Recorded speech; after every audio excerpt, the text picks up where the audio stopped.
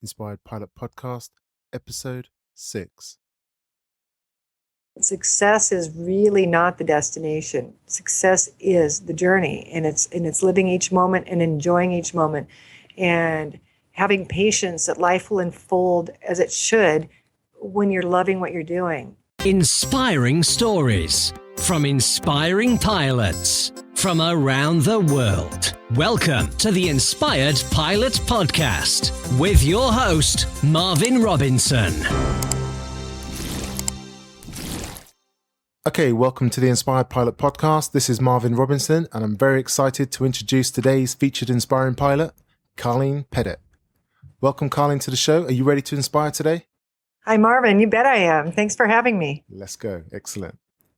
After 8 airlines, Karlene Petitt is flying strong on the Airbus A330. She holds 7 type ratings, 2 master's degrees, and is working on her PhD in aviation, focused on safety. As a mother, grandmother, an international airline pilot, and successful blog owner, Karlene has written aviation thrillers, a motivation book, and also children's books. I've given our listeners, the Inspired Pilots, just a little overview, Karlene. Can you take a minute, tell us a little bit about yourself personally, where you're from, and before we jump deeper into your story, briefly give us an overview of what you're doing aviation-wise now. Marvin, this is going to take way longer than a minute, but I'll try and keep it short. I live in Seattle, Washington, and as you said, I'm an A330 pilot. I've worked for 8 airlines, and I've got a vast training background. I've written training programs for the airlines, simulator instructor, and on my days off I'm busy writing, and I do a lot of mentoring, and I'll be at Women in Aviation conference this year down in Dallas. So if anyone's going to be there, I'll be actually hosting a session on Saturday at 3 p.m. Fantastic. Every journey has to start somewhere. Yeah, you're an A330 pilot now, but you always haven't been. Before we delve into your journey, can you tell us, how did it all start? How did you first get involved with flying and wanting to be a pilot? Marvin, I probably have the most unusual story, and it started when I was 9 years old, and I was sitting on the floor in my bedroom playing a game called Careers with my girlfriends. Now, not to date myself, but the jobs that women could have back then that were on this board game were a librarian, a school teacher, a nurse, and a hostess. And so this kind of dates it because the hostess was the precursor to the stewardess, the precursor to the flight attendant. So this goes way back. And all my girlfriends wanted to be on that, be a hostess. And they all spun the wheel and got on the hostess spot. And I couldn't get there. And so my 9-year-old attitude said, fine, I don't care. I'm not going to be the hostess. I'm going to be the pilot. And what happened after that is my girlfriend said, you can't be a pilot. Girls can't do that. And I said, yes, they can. She said, no, they can't. And so we got this huge argument. And apparently her dad was a pilot. And he told her that girls could not fly. And so I kicked him out of my house, asked my mom if I could be a pilot. And she said something to the effect of, you can do anything you want, but get out of my kitchen. And I'm busy. So that was kind of my thing. At 9 years old, I told everyone that. Now, I was the middle child out of 5 daughters, and my parents were divorced at the time. And so back then it was, life was a little bit of a struggle, but now this was my thing. I'm going to be a pilot. And everyone told me, all my friends and sisters, kind of laughed, joked, no, you can't. But I stuck to it. And then Marvin, when I was 16 years old, I got my driver's license, drove to the airport, paid $15, I think it was at the time, to take an introductory flight. And I still, like it's a mental movie, walking around that airplane and having the instructor tell me about the airplane. And we climbed in, and he taxied it onto the runway, and he said, wow, okay, you've got it. And this fear, it's like, no, I don't. I'm not a pilot. It's like, I just got my driver's license. And he said, no, you've got it. And so he talked me through this takeoff. Your hands were on the control at this point, yeah? Yeah, and I'm just like, yeah. And he showed me how to use my feet on the rudders and add the power and at 70 knots, slowly pull that little airplane symbol back to the line. And, and I did this, and we broke ground, and I thought, wow, they're going to pay me to do this? And, and I was like hooked, and think about 16-year-old. Yeah, you're like, everybody's telling you what to do. You're in zero control of your life. Your parents are telling you, your school teachers are telling you, it's like, it's all about the image at school. There's, the peer pressure, just a lot of stuff going on at 16. And imagine going into an airplane and now literally being in control of your life. Literally in control of your life, yeah. We went and landed, and the next stop was career counselor's office. I was so excited. I rushed in and said, I know what I want to do with my life. I am going to be an airline pilot. And she looked at me and said, girls can't fly in the military. I don't know what to tell you. I don't think you can do that. Maybe you should pick a different career. So it was one of those eye rolls. And I went back out to the airport and said, tell me what to do. How do I make this work? And so it all started because somebody told me I couldn't. And I had no experience, no background, anything, about aviation. No reference, no family members, nothing. No. And right now, every year for I think probably the last 5 or 6 years, we've been doing a Fly It Forward event. And we started out at Renton Airport and since moved it over to Boeing Field. And for 2 to 3 days, we've got pilots come in and they bring their aircraft, and out of the, great generosity of their hearts, and they dig deep into their pockets to pay for this expensive fuel. And we fly.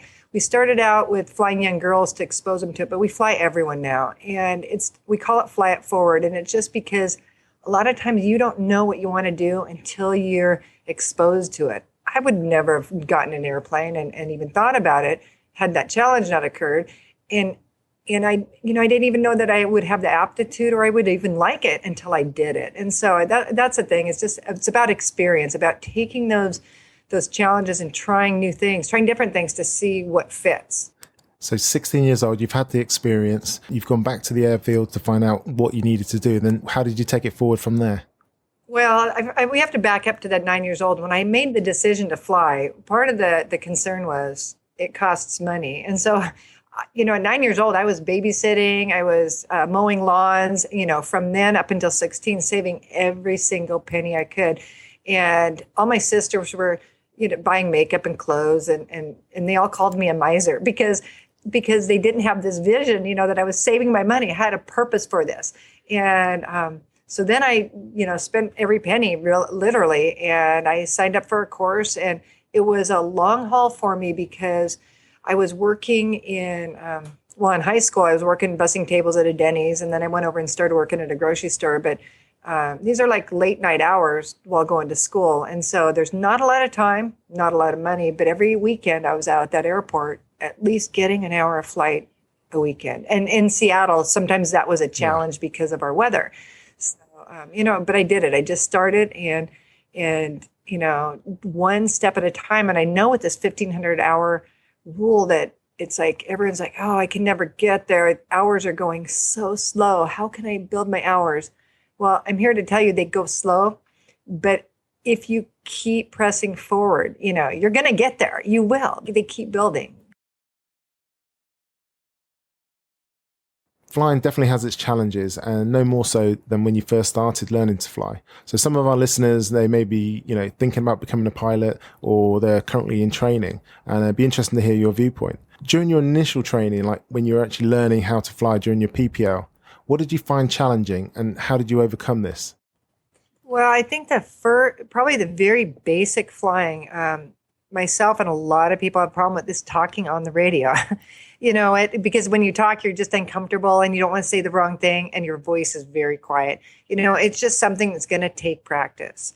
And another thing, I think a lot of new pilots at the private pilot's license level, it's getting that landing, just keep practicing, just keep doing it and you'll get it. And if you have an instructor, here's the thing, every time that I had a different instructor, I worked with somebody new, you learn something from them. So if you feel like you're plateaued, and go out and fly with somebody else, you will learn something from another person. Some great advice there. So in terms of aircraft type, 8 airlines, 7 type ratings, how many different types have you flown, and what aircraft do you hold the closest to your heart so far? Okay, so I've flown the Boeing 747-400, the 747-200. I am typed on the Boeing 76 and 757. I've flown the 757.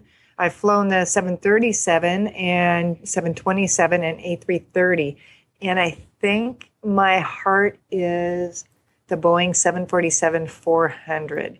And but I like the A330. So I keep wavering back and forth. I kind of joke, you got to love the one you're with. So I'm flying the 330 now, so I must love her. But that 747 is an awesome plane. It's a combination of glass and, so you have the support system of the technology, but then it still feels like an airplane. And it feels like, you kind of land at like a great big 172. You just have to flare a little bit higher. So wow, you're making me smile there. Great big 172. I'm there. Well, I always joke. I always said that was the most senior airplane, and they made it the highest pay because she's such a nice flying airplane and so forgiving that they had to put the old pilots on it so they could handle it. No, I think I've heard that before as well. Okay, so let's go into your journey now. So you got your PPL, and then you decided to move on to become a commercial pilot? Yes, because I always planned on being a commercial pilot. Now I'm kind of a planner, so I knew I was going to do that. And I also wanted a family. So my plan was go to college while I'm getting all my ratings, and then go get the job, and then upgrade to captain, then get married and have my family. Well, as all good plans, one of the biggest things about being a pilot, and everyone needs to learn flexibility in our lives. You got to learn to be flexible. It's great having a plan, but sometimes they get altered. So when I met the man that I was going to marry, and we've been married for 34 years now, thank you. And he's a little bit older than I am. And so it's like postponing the children was not an option. And so I thought, you know what? We just edit this plan. I'll have my children while going to college, while learning my flight training. And then when they go to school, I will, become the, go out and get my job. And so that was a plan, and I pressed forward. And back then we had to have flight engineer ratings, which nobody has to do. There's a lot of things we had to do in the good old days that we don't today, but I had to have a flight engineer rating. And so I found this training center close to my house, and I went in and plunked down the money. And so at night while the kids were sleeping, I would go over to the training center and study and just try and figure this engineer stuff out, because up until this point, I had no background in electrical systems and buses or anything. And the first time I'm sitting in class and they mentioned a bus, we all have these mental models of what comes in our mind. Mine was yellow and had wheels on it. And so, so I had a learning curve. And, but, it's like anything, even if you haven't done it, you can learn it. And so when I did, and so one night I was over at the training center, and Evergreen Airlines was conducting training, and I was getting really close to go do my own. And I asked them, I said, do you guys mind if I sit in the simulator and observe how a check ride is run? And they said, no, you're more than welcome to. Come on in. And so I did that for 2 nights in a row. And it was a great experience watching, the professionals who have done this before, it's kind of a choreographed play, how they work together as a team. You don't really get that sitting in a classroom, that you get isolated training here, do this, step A, step B, and you can learn all that, but now pulling it together with other people. And so, I said, thank you. And I worked for 2 days, and day 3 I came out and it was a new crew, and the flight engineer, they had professional flight engineers at that time, didn't show up. And they were about to cancel the training. And I told them what I'd done the previous 2 nights. I said, I don't have a rating, but if you guys don't mind, I can run the panel for you. And apparently the captain who was getting checked out at the time for his recurrent was one of the chief pilots at Evergreen. And so they said, okay, sure, come on. And so I sat there and I ran a check ride, an official check ride for this company that they didn't, and it was and it was fine. And we ran through it, and I read the checklist and performed the engine, shutdown procedures and managed their fuel and did everything that I needed to do. And I was familiar with their checklist because I had watched them a couple nights. So no problem. And it was about a month later, I got a phone call, and somebody from Evergreen said, we had individual drop out of our class starting next month. Would you like to come fly for us? And they asked, did you get your flight engineer ticket? And I said, I did.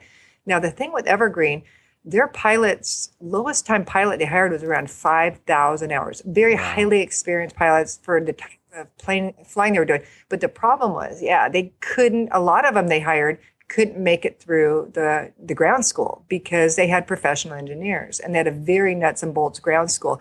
And so you get these pilots who have a lot of flying experience, and now trying to put them back into school and let them, draw an electrical system or diagram the engine and conditioning. It's hard. It's hard for them. And so they knew I had a brand new ticket. So they assumed that I could pass their ground school. But then they had to send somebody out to see if I could fly. And because at the time I had just about 800 hours.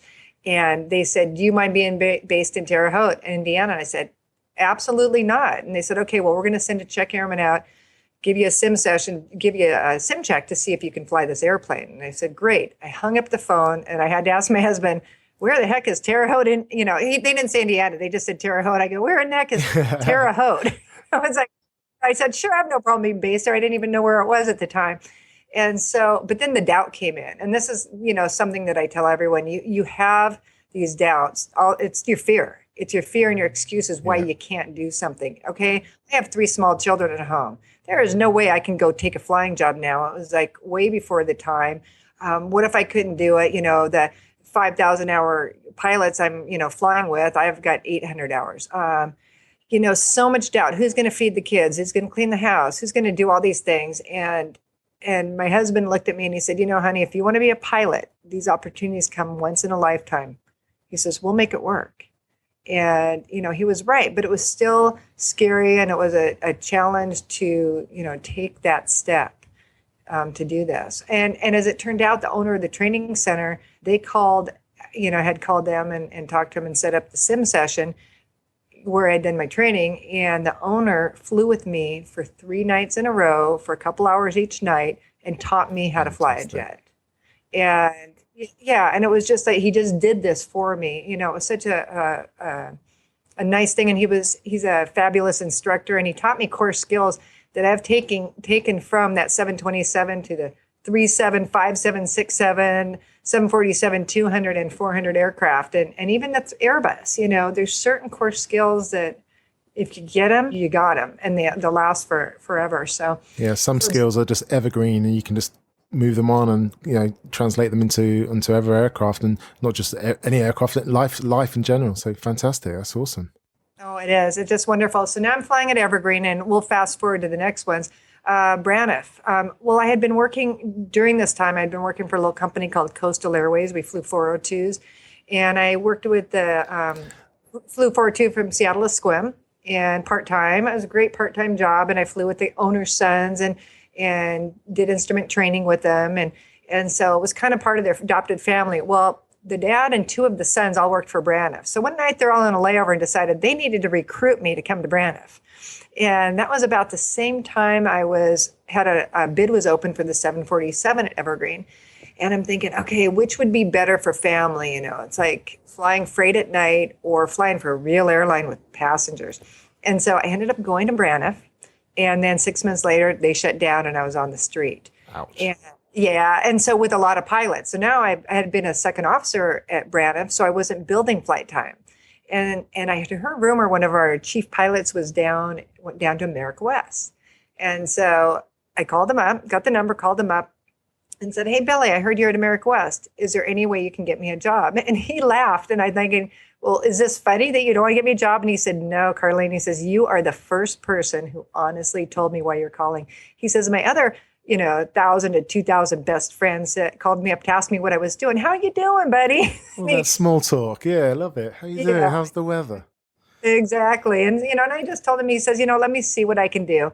Well, they were growing so rapidly. They were growing. Actually, the reason why I called them, let's back up a little bit. I had called down and to get an application. Right now, we have a 1,500 hour requirement. Back then, America West required 1,500 hours. At that point, I had 1,400. Okay. But I had, 2 type ratings, and I'd been flying a 727 right seat. I was experienced, 121 carrier. And, and I had 900 hours in the back seat of the 727.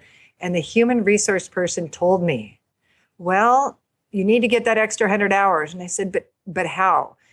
I don't want to go work for a company, then quit after 100 hours. That's not right. That's not fair to them, to do that. And she said, well, go rent the cheapest airplane you can get and then go do takeoffs and landings.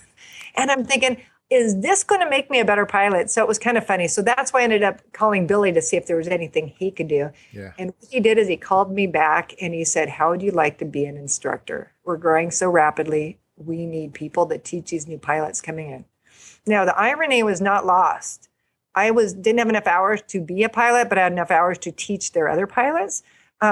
which is kind of the way the system is. It's interesting. Yeah. But, and everyone's telling me, oh, you're stupid. Don't do it. Don't do it. You're locked in for 2 years without seniority, and seniority is everything. Yeah. And the pay was actually worse than what I made in my high school job. So, but you know what? I'm thinking, I'm trying to manage this career and the family and the whole deal. This will be a good job for me while the kids are young until they, get a little bit older. And so the schedule will be great. And it's only a 2-year commitment. And then I can apply to the flight line. But I would be junior to everyone I trained for those 2 years. Because you've lost that seniority time, right? Is that right there? Exactly. So I didn't accrue anything. And I'm thinking, but you know what? That's okay. There's something to be learned here. Well, I found out that I had an aptitude for teaching. Oh, I have to tell you why they hired me is because they asked me if I had any teaching experience. And I told them that I didn't, but I had 3 small children and 2 Newfoundland puppies. And if I could teach children and animals, I'd have no problem with pilots. I think that should be one of the answers. You should sell that information to new pilots to say at the flight interview. Thank you. Exactly. But you have to, it's like one of those things, you have to know your audience. And this audience who were interviewing me, they were old Frontier Wing airline pilots, retired. And so, I knew the humor in their mind and, that was very safe to do that one. And so they hired me about 2 weeks before my 2 years was up. They filed bankruptcy. And now everyone in the, that I had trained for that 2 years was all furloughed. Even up ahead of me, hired before me were furloughed. And I still had a job because I was instructing and they needed somebody to recurrent. And the time they typed me on the 757. And so I was instructing both on the 7.3 and 7.5. And during that time, because the pay was so low, I was also sim instructing on a side job for another company. And during the process at America West, we got a contract. America West got the simulator contract for Guyana Airways, 757 pilots. The other company I was working for got the expat contract for Guyana Airways. And so the CAA and FAA mandated that these expats learn America West procedures since the first cadre of pilots did. Well, I'm working for both companies. So I taught those guys procedures, and then I worked with the Guyanese pilots and they tried to plug in these pilots who had never flown jets and never flown at altitude into an America West footprint. It didn't work. There was a lot of things they missed. They had to go out and fly an hour or so in the airplane. Huge money. It was very, very expensive. And so after all these pilots went back home, they all decided, we need Karlene to come down here and do our own training program. So that was the next step. So now I'm like thinking, talk about fear again. You're being headhunted here, right? Yeah, leaving the safety of America West Airlines, this very safe, secure job that it's become a habit because all we're doing is recurrent. So it's the same thing, same people year after year. And now going into this whole new world. And you know what? I thought it's time to shake up my life. So I did it. And I actually wrote their training program in the 757. And I learned a lot of what the mistakes America West made in the training these pilots.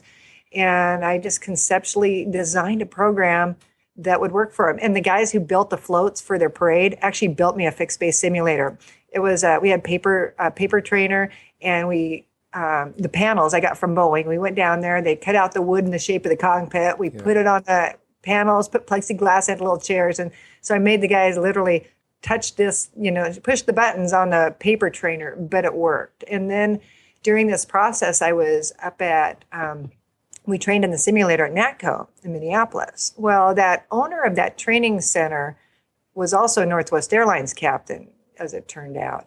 And I'm up there training Guyana and commuting through. Well, around this time, Tower Air, I was commuting through New York, and they said, you should come fly for Tower. We're hiring 747. Well, I still had 4 pilots that needed to be trained, and I was not going to bail on them. In the country, they didn't have any. I was the only person approved for this program for training and checking. Was the 747 there, was that a massive carrot, but you still turned it down? I still turned it down. Wow. And, and it's like, and I always believe take opportunities when you can, but I will never, put somebody in a bind. And these 4 individuals, it was a big deal to get them out of the small turboprops they were flying into a jet. And it would have messed up the entire system. And I just felt like it didn't have anything to do with money or anything, but it was just, I felt that it was the right thing to do. Integrity, yeah. Yeah, and so I did. I stayed with them and told the tower people thank you, but not right now. And when I finish, if that opportunity is still there, I'll apply. And so while I was at Northwest, up at NATCO Country, Northwest Training Center, somebody said, "Well, Northwest is hiring. You should come and apply here." And they take all the applications, and then over the year they'll interview them. And I go, okay. So somebody brought me one, and I penciled it, the answers in. I didn't have my logbooks or anything, and submitted that. So now that's just buried away.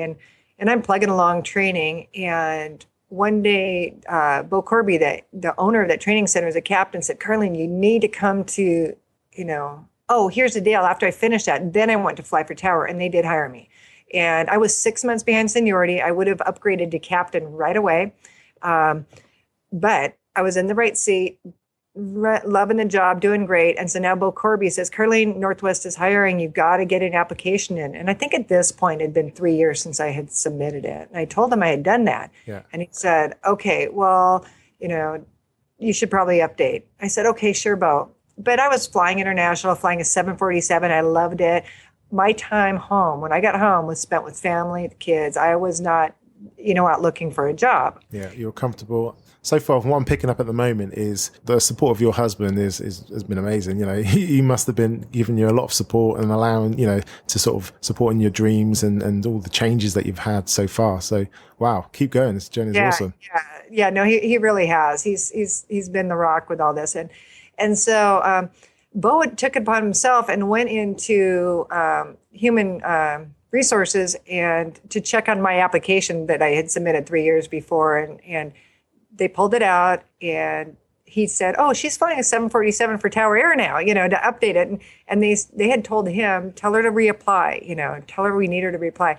And so he called me and told me that again. I said, "Sure, Bo, I will." But I didn't. And just because he had gone in there, that triggered something, and they must have added it and pulled it up. So Northwest Airlines called me for an interview.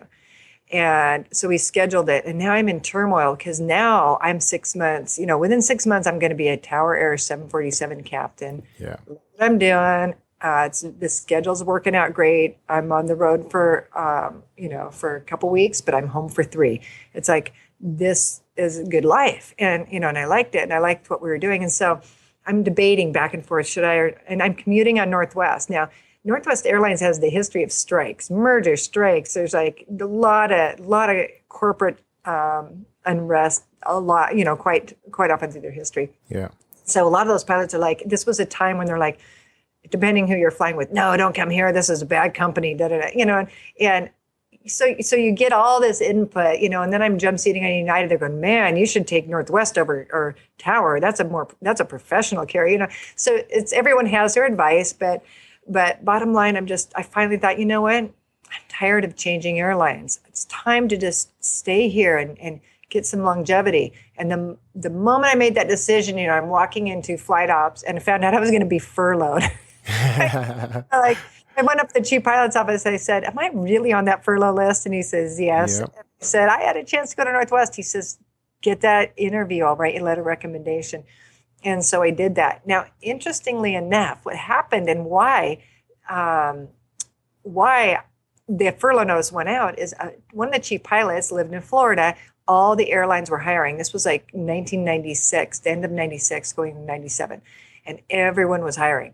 And the chief pilot in Florida knew this. And the owner of Tower Air, historically, for 2 months before the Hajj, he laid off 90% of his pilots because he didn't need them. He didn't want to do the payroll. Then he would call them all back because they'd be happy to come back to work. Yeah. Well, this year they were going to lose pilots. And so this chief pilot knew it. And he was on his way to New York to tell the owner, "Do not do a furlough notice this year." And that's the only reason I went to that interview at Northwest. Well, he got hit by a car in Florida. He was fine, but he missed his flight. Owner went out of town. So it wasn't until a month or so later that they were able to hold that meeting. Yeah.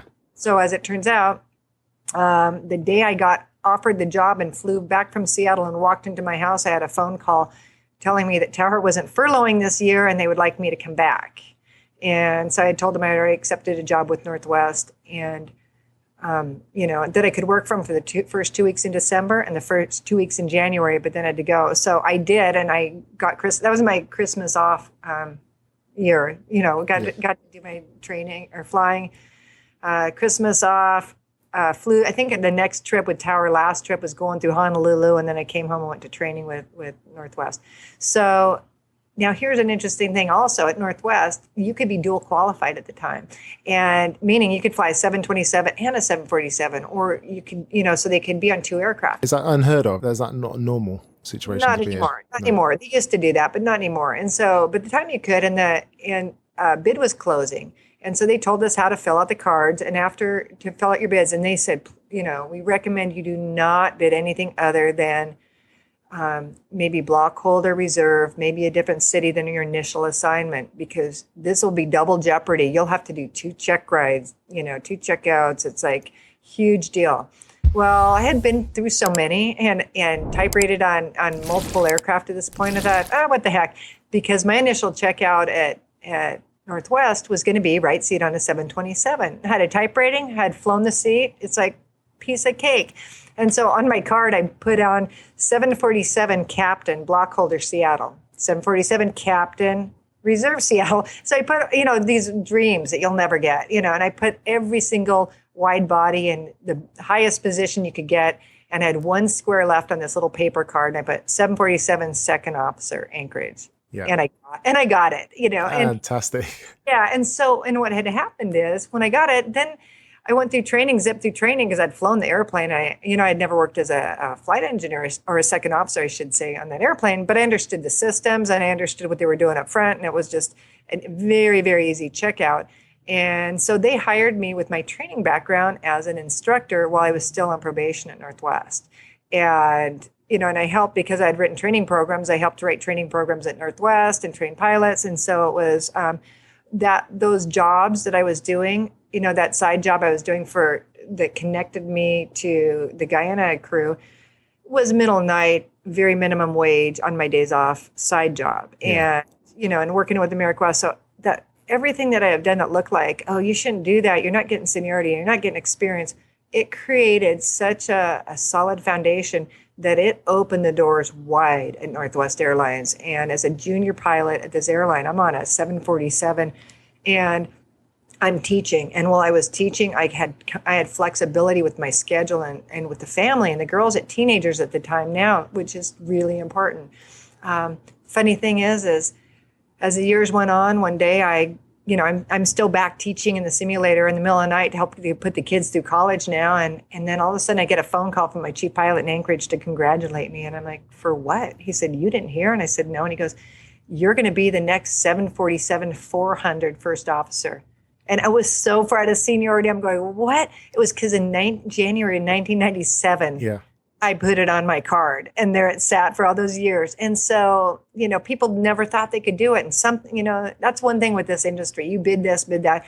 You never know. You got to put what you want. You got to ask for what you want in life, because you just might get it. And I got it. So I got that checkout, which was, they were all kind of watching me going, oh, this 12-year second officer, how's she going to fly this airplane, especially with the glass? But they didn't know that I was instructing on the 737, 757 on the nights, on my days off, which that skill set just ported right over. And it was probably the easiest checkout I'd ever done. So everything that I've done in that whole matrix of my life has been one connection after another, and something tying to something else. And so now, after Northwest and the merger, I ended up getting bumped off my airplane and on the A330. But it's, I'm like one of those people. I love going to school. I love learning new airplanes. Now, in the midst of all this, I went to writer school, because after 8 airlines and working in training, you can imagine what I've seen and been exposed to and kind of know. And a lot of stuff going on in our industry, and we're changing so rapidly. And so I really have a passion for teaching and change. And so I'm writing these aviation thrillers. And the first one, Flight for Control, was really about human factors. Oh, I forgot to tell you, I got 2 master's degrees, MBA and a master's in human services. And I did those while working at Northwest. Just to, I just wanted to know psychology of people. And the MBA, I wanted to understand why airlines are filing bankruptcy in the mergers. So I wanted to understand what was going on in my industry from a business perspective. What was driving that, Karlene? Why did you get the MBA? Why did you, what was driving you to seek more information about the psychology, etc.? Is it just a personal thing? Or? Yeah, well, and back up a little bit. Before I got the master's in human services, it was like I was training that, it's like I had teenagers at the time, and there's just like a lot of stuff going on. I'm thinking something was not right. It was like there was something that I needed to do, or something was right. So I thought, you know what, maybe I'll go get I need to grow. I think that was it, because I just was in this place, and so I thought I'm going to go get my master's in education, because I'm teaching pilots and I can learn something from this, how to work with these pilots. This will be a good transition. And when I got into that level, the master's level of education, I realized very quickly in the first quarter it was more administrative. I'm like, I don't want to do administrative. I want to know what's going on in their heads, what makes people tick, why they do what they do, and basically so I could help create better pilots from a human factors perspective. Yeah. So that's why I switched over to the psychology degree. And then we were going through the, Northwest Airlines bankruptcy, and all this stuff was happening. And I was actually about to start get my doctorate of natural health, because I'm kind of like really into the health aspect of life. And I was talking to a friend of mine, and he said, we were discussing, he was an attorney, and we were discussing about the airline industry and what was happening with all the airlines. And he looked at me and he said, you really should go get an MBA. And I thought, that would be interesting. So that's kind of where that, transpired. I went down that path. Yeah. And, so kind of like people are like, what are you ever going to do with that? Who knows? Nothing. One thing I did learn in that you need to have an exit strategy for your life. You got to have a plan. Nothing lasts forever. But what I learned in business in both these degrees actually is, for anybody who says, I need to go to college, or I have to do it for the job or something, and they don't know what to take, I'll tell you what, business degree or psychology degree are so fabulous for life, because everything we do in life is about communicating with people, and it's about how people deal with people. We're creatures who work together. And so a management degree, talk about communication, leadership. It's not as, I can sit down and write numbers and do that. That doesn't jazz me. I'd just soon hire an accountant to do that. But exactly.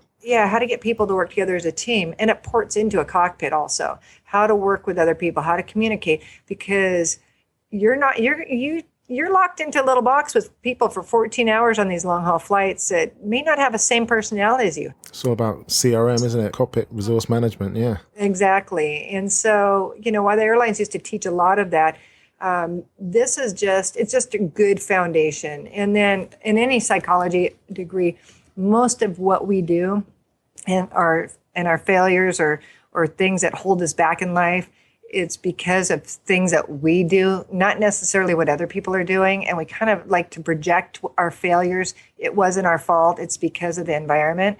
And when we're successful, we say, oh yeah, look how good I am, But reality is, for people to really know who they are, identity is such a huge, because if you know who you are, you know what you value, you know what your you can figure out your goals, and you figure out what you really want. And when your life matches your values, man, you can do anything.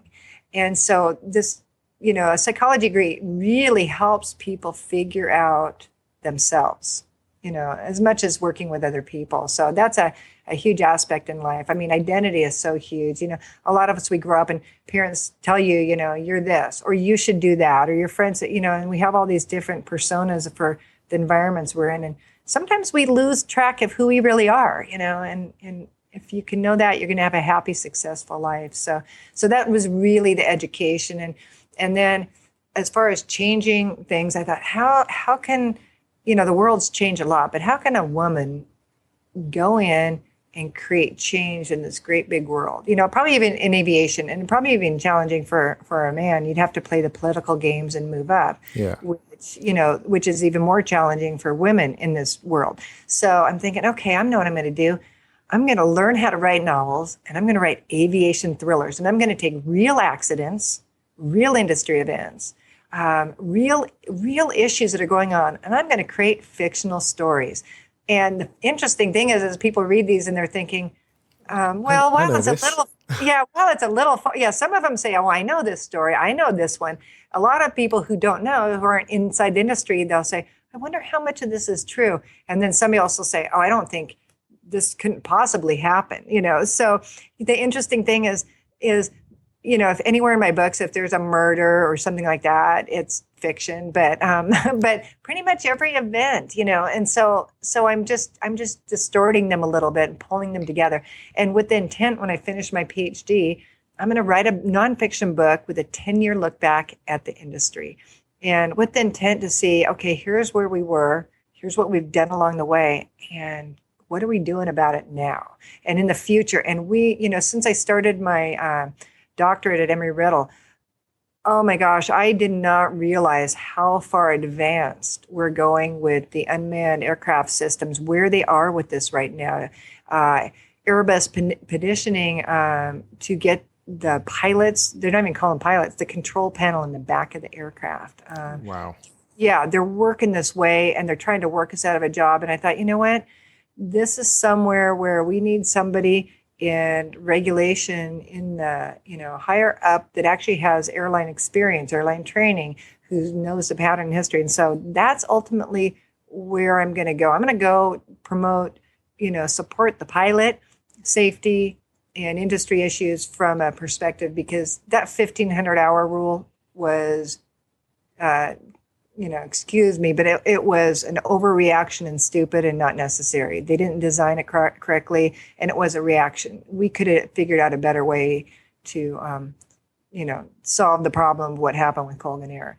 So, Wow. So that's what I'm doing with my thrillers. But what I've been working on till 2 a.m. this morning was hopefully within a week we'll have the ebook, and maybe a couple weeks the printed book, but a book called Flight to Success with a lot of the thing, my beliefs and philosophy. Every letter is something, how to deal with fear and listening and identity. And it's, stories of my life in aviation and maybe a dozen others from people, from a captain who, a friend of mine who lost his leg and then within 11 months did what it took to get, not only to battle the infections and get the prosthetic, but he got his medical back and flying, within less than a year, which is amazing, And another friend who, I was flying Tower Air to Paris, and the night that TWA blew up, and it blew up right in front of us. And the story of a friend of mine who's captain now, his fiance was on that airplane.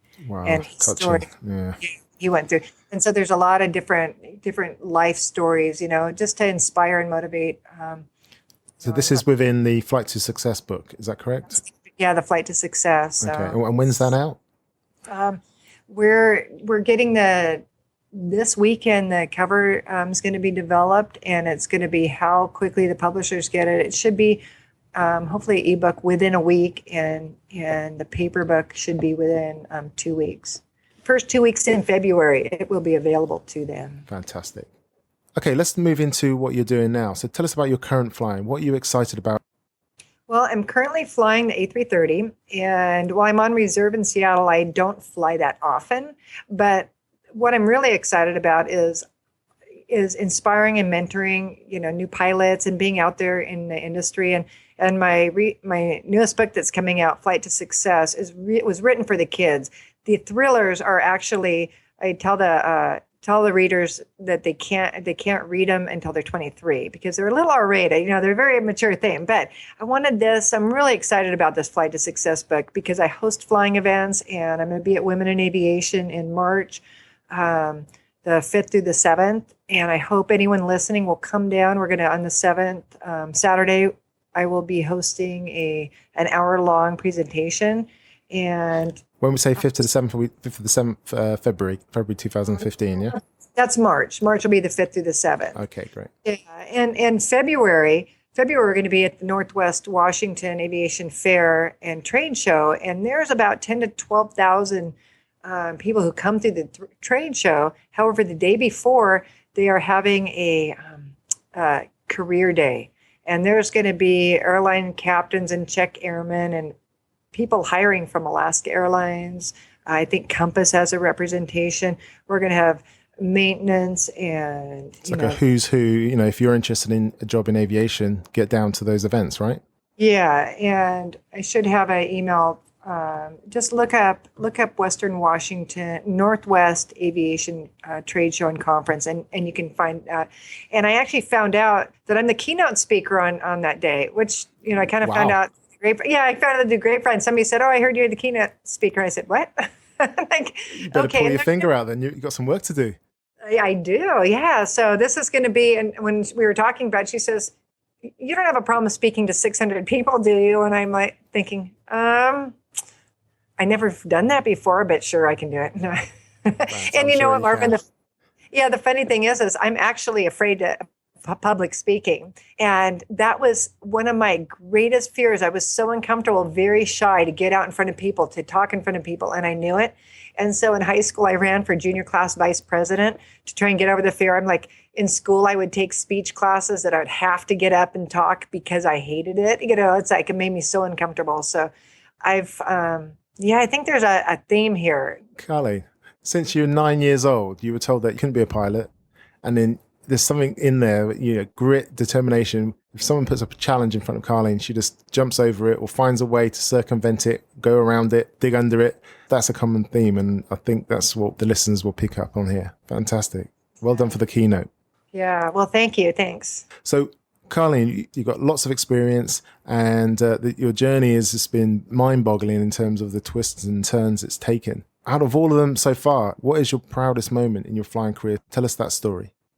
Marvin, that is so challenging to tell you that, because every stage was when I went and flew that 720. When I took the check ride and passed that 727 check ride, it's like, wow, this is the proudest moment I've had in aviation. Okay, then I go and I fly the airplane. Wow, this is the proudest.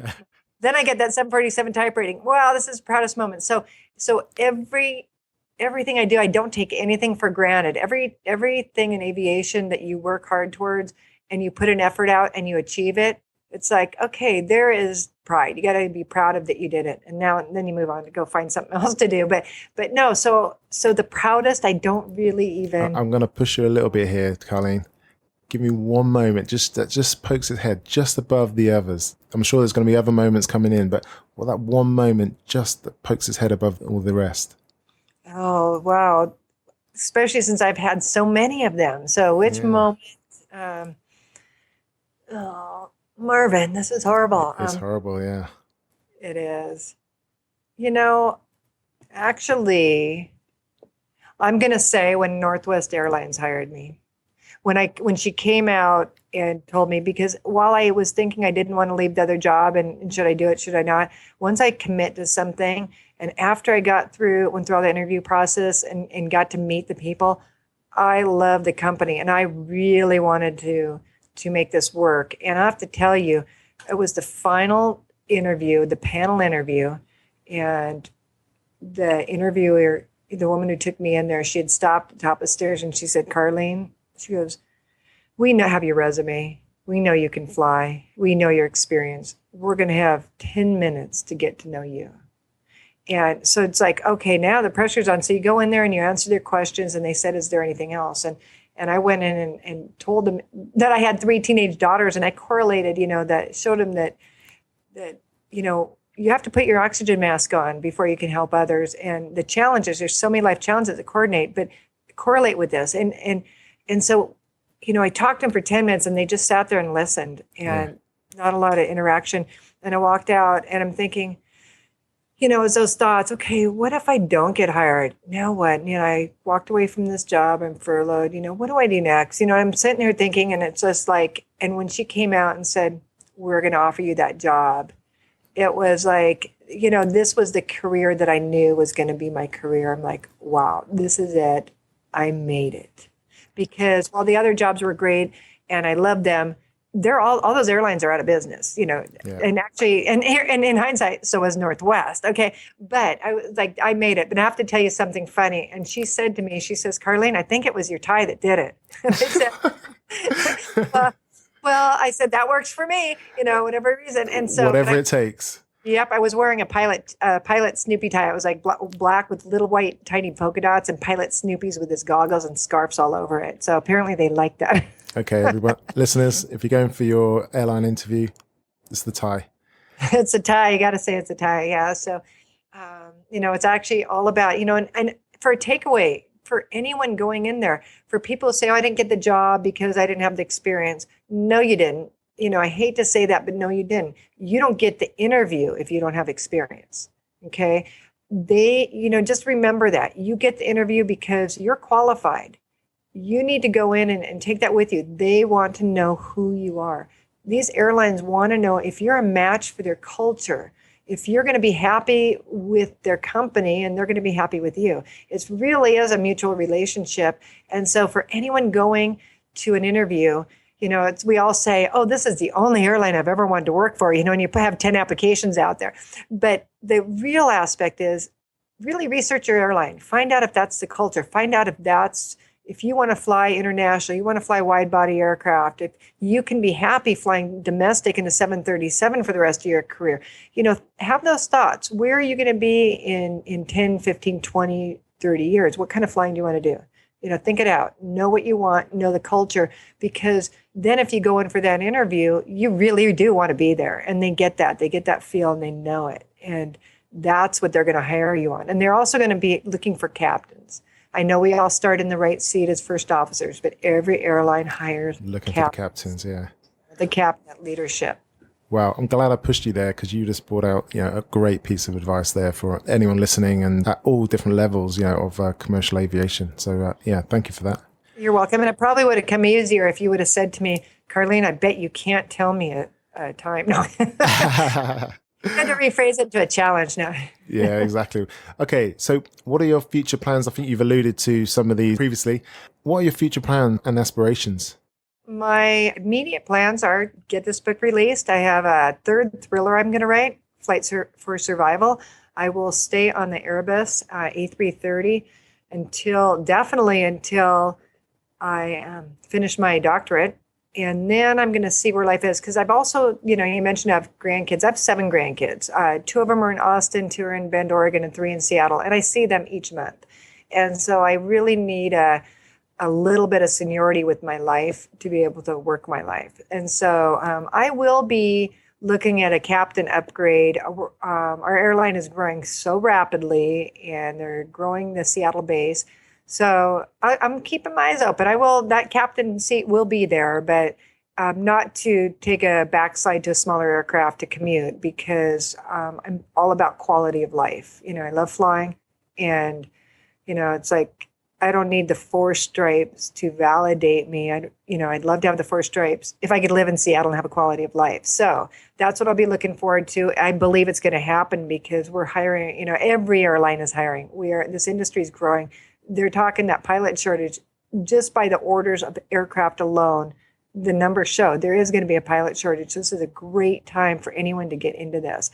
On the creative side, I've got that third thriller, Flight for Survival, will be coming out. And I actually have screenplays for a couple movies that I'm going to be doing. So I'm really excited. Diversifying. Yeah. And then my children's books. I have 3 written, and my middle daughter is illustrating them. And she's busy with her life as well. So they're a little bit late coming out. But this April during my spring, I got a new iPad with a little pen, and I'm going to start drawing. So I'll probably start illustrating my own books too, because I think that we need to inspire the very young to, to bring that. Nobody, we used to take kids to the airport and watch airplanes take off, and it was fun, and you have picnics out there, and now there's chain link fence around, they're closing the general aviation airports around the world. And it's just, It's not like it used to be. And so where do those kids get the inspiration? So I'm going to start writing for the little ones. And I think you've got to start young, and there's lots of noise out there for kids now. We've got all the technological gadgets. So let's get them young and expose them to those books. So get writing, Karlene.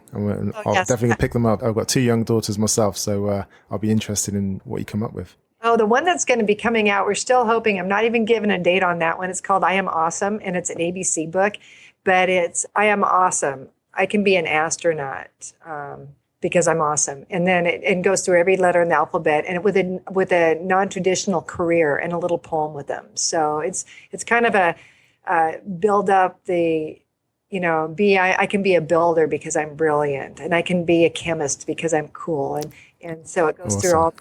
Yeah, it's really fun, and the kids are going to love it. And I have a great test market. I write these little books, and I sit down and I read them to the kids. And if they say, "Grandma, read that again," they like to have the same story read 10 times. That's a winner. It is. We're going with that one.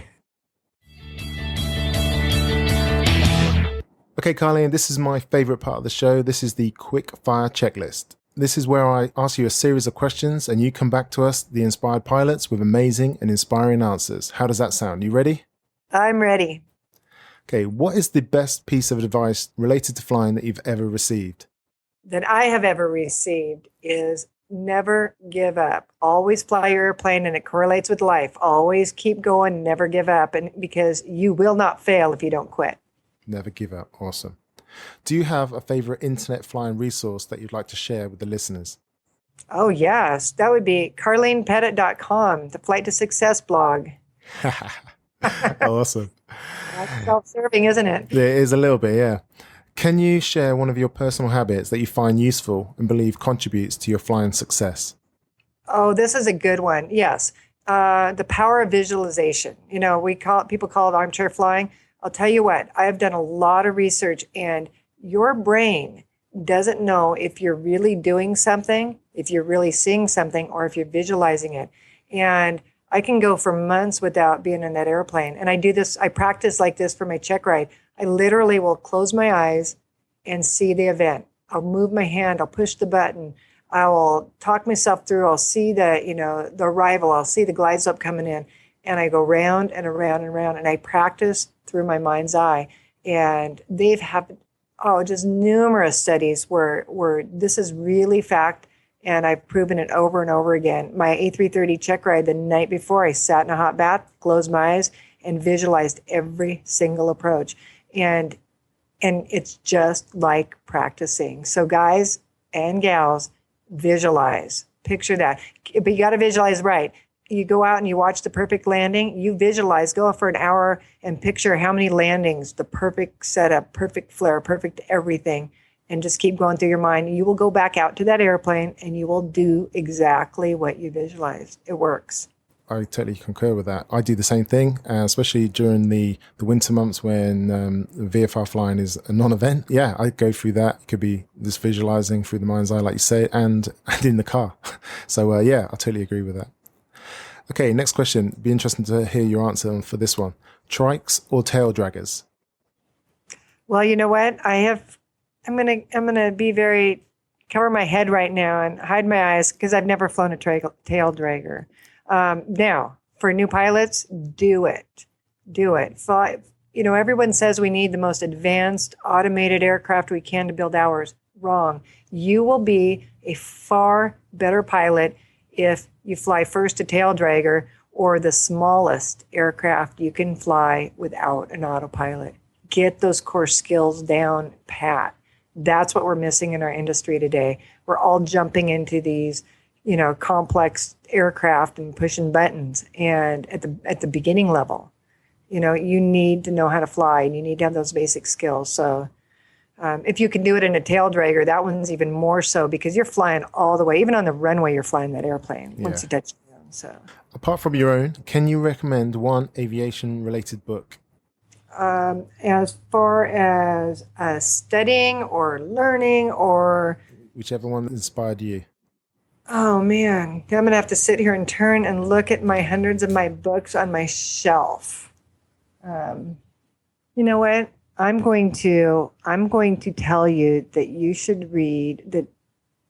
This is for, can I do a young adult book? Yeah, go for it. Yeah, I'm going to give you a young adult book, Fly Girl or Circle by Sid Blue. This woman is out on the West Coast. She started flying. She owns her own airplane, started her own business, and she's now working the movie script to turn Circle into a movie. And her writing is to inspire young kids. And the Fly Girl book is so inspiring. It would be something that you would give to, I'd say, 10 to 14, 15-year-old. but I loved reading it. It was fun. And so it's not technical. It's not anything. It's just about a young girl who made a big mistake when she was flying, and did some wrong things that impacted her entire life. But it's a good book. So we're gonna promote 𝗟𝗲𝗄𝗏 a little bit here because she is the heart and soul of aviation today and for future aviation. She goes out and does this stuff for the kids on her own. 𝗟𝗲𝗄𝗏 fly girl. Yeah, SYD and then BLUE. Okay, we'll link to that in the show notes. Okay, what is your favorite non-essential but essential to you technology gadget in the cockpit? Non-essential but essential to me technology in the cockpit. Is that something of my own personal device that I'm bringing along? That's it, yeah. Something you would bring into the cockpit yourself. That technically we're not allowed to use any device in the cockpit other than what's there. So I am going to say, if I were allowed to use it, I would say my camera. Fantastic. Yeah, so we're technically not allowed to have any other gadgets in there. Okay, let's stay with that one. Okay, this is my favorite question now. If you had a time machine that could go back in time and meet your younger self just as you're about to start your flying journey, knowing what you know now, what advice would you actually give yourself? Oh, man, that's a tough one. Oh, you know what? My younger self, I would tell my younger self, you're going to have a crazy, busy life. You cannot do it all yourself. Hire a housekeeper when you get older. Spend your money, hire a housekeeper, get some help because it's going to be crazy. Yeah, I would not change anything I've done in my life. Yeah, I could go back and say, I waited out a couple of years and go to the military. Everything you do in your life changes something else, impacts something else. And I love where I'm at right now. The only thing that I would change is I would have had somebody helping me with the domestic stuff. So, yeah, you know what? There's value in hiring out help. Do it. That's a real world talk there. Thank you for that. Okay, Inspired Pilots, you can find all the links to all the resources and everything else we've been talking about in today's episode by going to inspiredpilot.com and search for Karlene in the search bar to find the show notes for this episode. Karlene, listening to your journey and the stories you've shared have been totally inspiring to me personally, and I know the listeners will find them too. Can you give the audience of Inspired Pilots one last piece of guidance, share how people can get in contact with you, and then we'll sign off? Yes, you can get in contact with me. My email is Karlene, KARLENE.Petitt, PETITT @gmail.com. And my blog is karlenepetitt.com. We'll take you over to the blog. And my advice is to love life, live in the moment. I wrote this book about the flight to success, but success is really not the destination. Success is the journey, and it's living each moment and enjoying each moment and having patience that life will unfold as it should when you're loving what you're doing, and always give it your best. And every time somebody knocks you down, get back up. And when they tell you can't do something, you say, yes, I can. And your life is a testament to that. So thank you. Karlene, thank you for joining us today on the show, for your time. On behalf of the Inspired Pilots, I'd like to say thank you and speak to you soon. Oh, thank you, Marvin. And good luck to everyone. Fly safe. Thank you so much for joining us today on the Inspired Pilot podcast. Don't forget to head over to inspiredpilot.com. That's where you'll find the show notes for every episode, links to all the resources mentioned, and much, much more. Wherever you are on your pilot journey, get ready to be inspired.